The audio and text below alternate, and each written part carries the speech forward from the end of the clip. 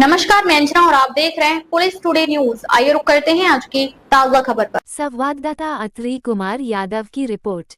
Janata Dal United जिला अध्यक्ष अत्रि कुमार यादव द्वारा जिलाधिकारी को ज्ञापन दिया गया। ज्ञापन में पीड़ित परिवार छोटे लाल पुत्र स्वर्गीय काशी प्रसाद निवासी चांद थौक कमलेश तिराहा धर्मशाला के पास जिला हमीरपुर का निवासी है। उनकी समस्याएं हैं मकान में कच्चा हटाने के लिए थाना सुमेरपुर में प्रार्थना पत्र दिया था। प्रार्थी के परिवार की सुरक्षा की जाए। विपक्षी लोग छुटू पुत्र कामता आए दिन गाली गलौज जान से मारने की धमकी देते हैं। परिवार के पुत्र को सुजल को मारने के लिए लड़के लगता है। यदि कोई अपनी घटना घटित होती है उसके जिम्मेदार छुट्टू और कामता होंगे। इनके खिलाफ कानूनी कार्रवाई की जाए। पीड़ित परिवार के जानवर की सुरक्षा की जाए और मकान कब्जा मुक्त कराया जाए। का नाम छोटे लाल। क्या समस्या है जो आज जिलाधिकारी के माध्यम से मुख्यमंत्री जी को आपने प्रार्थना पत्र दिया है? हाँ, ये समझता है कि हम ठिलिया लगाते हैं सब्जी की, फल की, जहाँ भी लगाते हैं तो ये लगाने नहीं देता। वहाँ पर आके खड़ी करके नहीं गाली गुलज हुआ, बोले भोसड़ी वाले यहाँ से भाग जाओ, यहाँ कोई हिस्सा नहीं लेना है, ना ही कोई आपको हिस्सा मिलेगा। आप जहाँ से आए हो, महुआ से आए हो, महुआ चले जाओ, नहीं मैं तुमको पत्नी को तुमको जान से मार डालूँगा। जान मारने की धमकी दे रहा है। मैं परिवार सदस्य से और मैं गया तो मैं थाने में इतला किया, थानेदार को दरखास्त एप्लीकेशन दिया तो वहाँ पे मेरी दरखास्त दब गई। फिर मैं 3-4 दिन के बाद वहाँ पे गया कप्तान के यहाँ है, तो कप्तान ने फिर जो है कह बोले हमको वहाँ के बाद धक्का जा कि तुम ज़्यादा बोलते हो, ऐसा करोगे, हम ऐसा करेंगे वैसा करेंगे, और तुम ज़्यादा बोलते हो, मेरी इतनी तेज़ आवाज़ है तो उसको बताइए, मैं उसको आपको थोड़ा कंट्रोल थोड़ा करवाऊँ, जितनी मेरी आवाज़ है उतनी तेज बोलूँगा। मैं आपको कुछ कह रहा हूँ तो आप बताइए, हैं? तो आप कह रहे हैं जाइए ठीक हो जाएगा, जाओ। वहाँ से दरखास्त आ गई थाने में, वहाँ से मेरी कोई सुनवाई नहीं। 1-2 पुलिस वाले आए रात में 9 बजे, बोले मैं ठीक है मैं दोनों पक्ष बुलाता हूँ। उनने कोई बुलाया नहीं है, न मुझसे उन्होंने कोई बात की, न उनने मुझे कोई वह किया। मैं बस शांत बैठा रहा।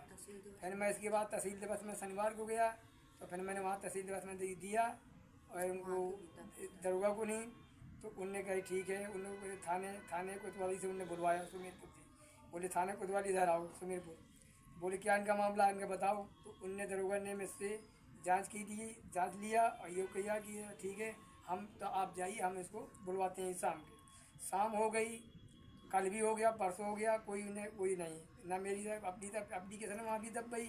फिर मैं वहाँ बैठा रहा, कुल दिन लगे कि आ रही पुलिस आ रही। 15 दिन से ऊपर हो गया, मेरी कोई वहाँ सुनवाई नहीं भाई।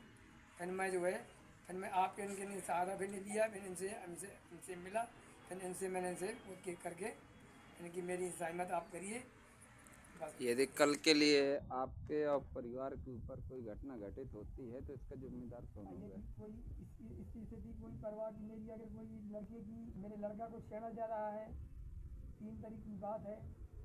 मेरा लड़का 5,000 रुपये में करता है बाज़ार में बाजाजी में। ये लड़का मेरा 10 बजे आता है, 11 बज जाता है। उसका लड़का छुट्टू बड़े भाई के कामता का, ये लड़का का मेरे यहाँ छेड़ता है।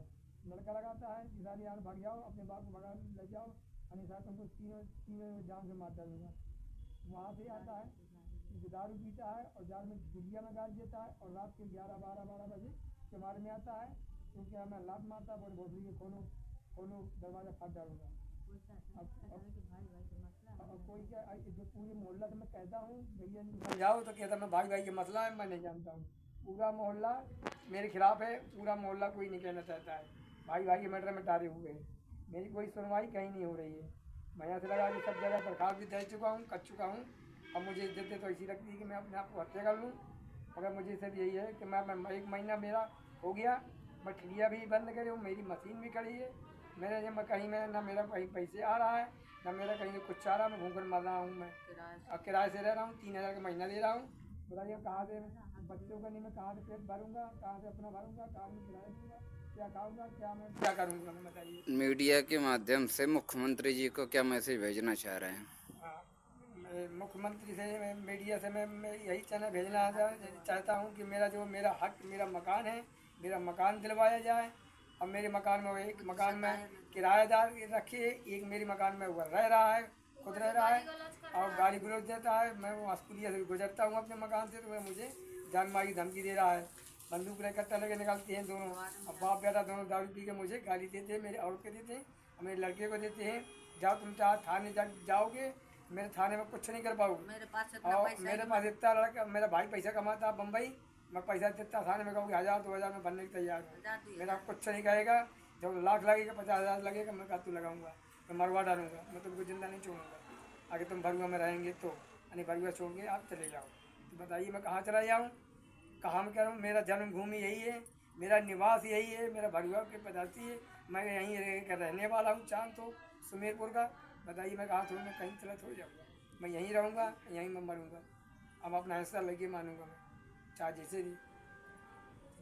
आपका नाम? हमारा नाम सुजल है। और क्या जब आप काम पे आते हैं तो कौन दबंग लोग आपको धमकी देते हैं? कामता प्रसाद हमारे बड़े पापा हैं, उनका लड़का छुट्टू। हम रात में 9 बजे 10 बजे आ रहे थे तो उसने पहले हमें पंजाब बैंक के यहाँ छेड़ा, फिर उसने कुछ बोला नहीं, घूर घूर के देख रहा था। जब हम बड़ी गुलिया के आगे पहुँचे तो उसने एक दूसरा लड़का भी बैठा था, तो उससे कह रहा था कि इसको अभी बताता हूँ, रुक जाओ तुम। तो उसने लड़के ने मना कर दिया, कह रहा नहीं उसको जाने दो, वो अकेले है। तो मैं इसीलिए चुपचाप शांति से निकल आया, गाली गलौज दिया था उसने।